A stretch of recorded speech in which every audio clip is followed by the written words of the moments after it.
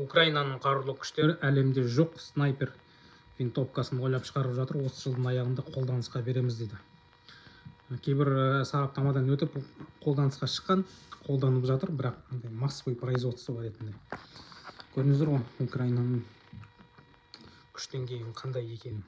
Қазақта қандай қару бар.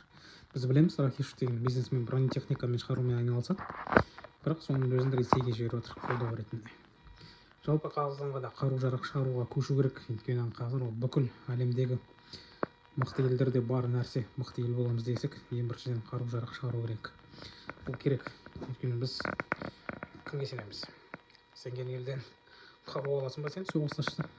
Осыны ойластыру керек сияқты. Дұрыстап тұрып. Өйткені бұл деген ойнайтын дүние емес ағайын.